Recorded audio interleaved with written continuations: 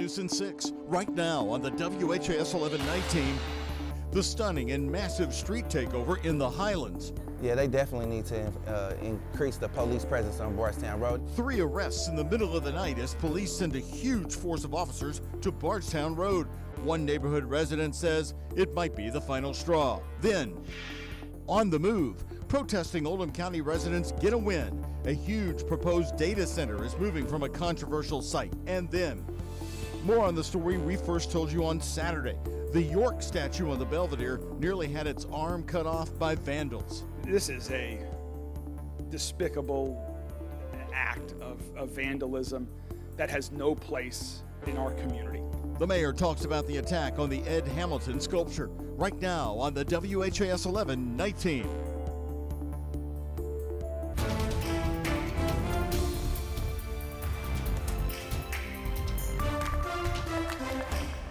Chaos, arrests, fighting right in the middle of Bardstown Road. The second weekend of the big street takeovers now has the mayor even promising even more police. Hello, everybody, and thanks for joining us. I'm Doug Proffitt. In the massive crowd, 3 people arrested by LMPD. The youngest is 16 years old. Luckily, over the last 2 weekends, there have been no reports of serious injuries. WHAS 11 night team's Alex Dieterer and photojournalist Emma Gefter have more from a longtime resident who says it may be time to leave. The scene off Bardstown Road for the second weekend in a row. A street takeover, a crowd of hundreds of partiers seen blocking traffic and fighting. We're not going to make arrests unless we have to.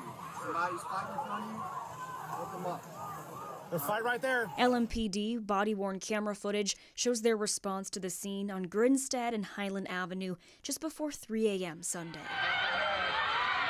3 arrests were made by officers, one of the suspects just 16 years old. Due to the size and the volatility of the crowd that was right here along Bardstown Road Sunday morning, LMPD said their rapid response team had to be deployed. It's been escalating for, I'd say, a few years now, and it seems like more recently it's almost a competition to outdo the previous weekend. Rob Willie has lived off Bardstown Road for more than 20 years. He says he can hear the commotion from the weekends from his back porch. We're not a neighbor who lives in some fantasy land that knows or that thinks that you're not gonna have noise from this area. But what's changed is the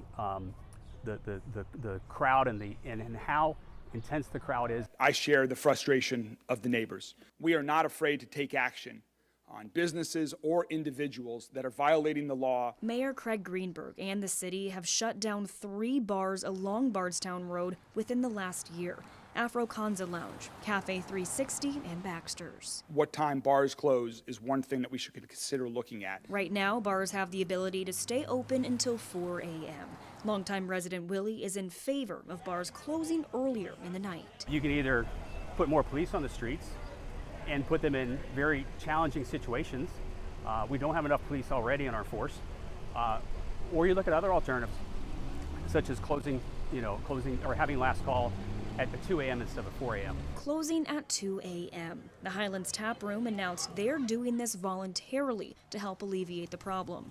CEO of Louisville nonprofit Prominent Youth of America, Levon Clack, says the issue runs deeper than times bars are open, especially for the kids. So it's a lot of things added into the stimulation of violence right now. A lack of education, people not actually listening to them, or they feel like they unheard, and they just mingle and collaborate together and things that just happen over the weekend, like fighting. So it's just a horrible thing. Clack says an increase in police presence along the busy road would also help the chaos, a solution Greenberg and LMPD are one step ahead of. And you saw a significant number of officers out over the past couple weekends.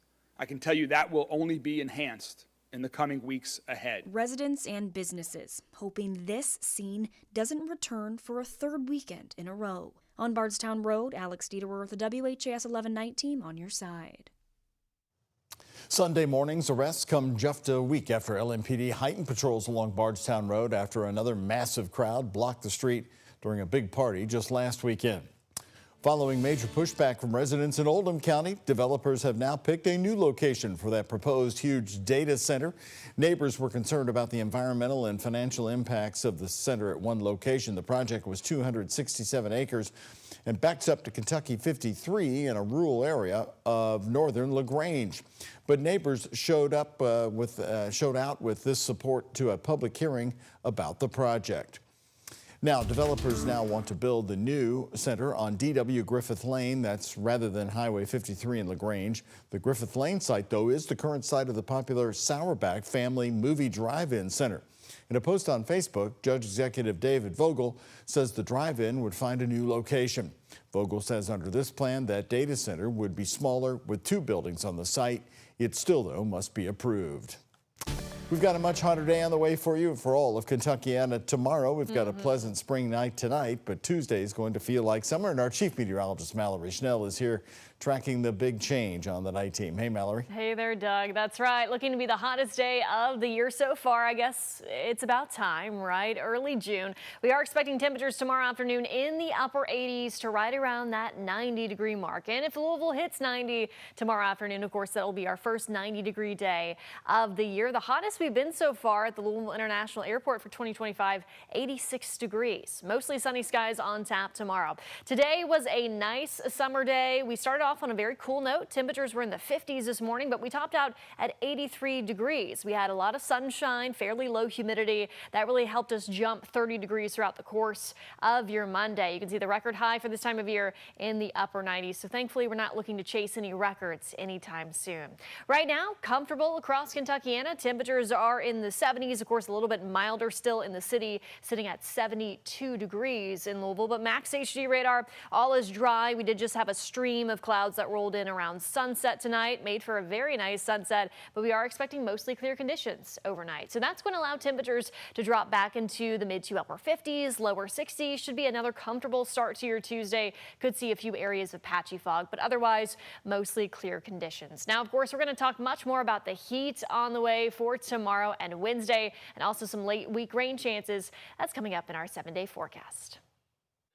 Rights. Being a Jewish woman now, I've just watched so much terror in the Jewish community for my entire life. And what's so cool about the Jews is they always seem to unite, and they always seem to come together and just move forward. A Jewish deli owner reopened her store today in Boulder, Colorado, to show the community they are stronger together. She was joined by other business owners in the mall where Jewish people were targeted and attacked with Molotov cocktails this weekend. Now the man who was caught on camera during that attack is facing federal hate crime charges in Boulder. ABC's Alex Stone reports from Colorado. Making his first appearance in court, 45-year-old Mohammed Solomon in front of a judge on 16 counts of attempted murder. The judge ordering him back to court on Thursday. Police have identified 12 victims. 2 remain hospitalized. A male with a blowtorch setting people on fire. Also facing federal counts of a hate crime, if convicted, Solomon could be sentenced to life in prison. This witness video showing the moment a makeshift flamethrower and Molotov cocktails were unleashed on the crowd. And law enforcement says Solomon had more that went unused. There were 16 unused Molotov cocktails within arm's reach of the subject at the time of his arrest. Court documents say Solomon has admitted to police he spent over a year planning the attack, searching online for an event that would be his target, even waiting for his youngest daughter to graduate from high school before carrying it out, and then buying the gas for Molotov cocktails on his 2-hour drive from Colorado Springs, dressed as a gardener to blend in, waiting for his victims to march toward him. When he was interviewed about the attack, he said he wanted them all to die. He had no regrets, and he would go back and do it again.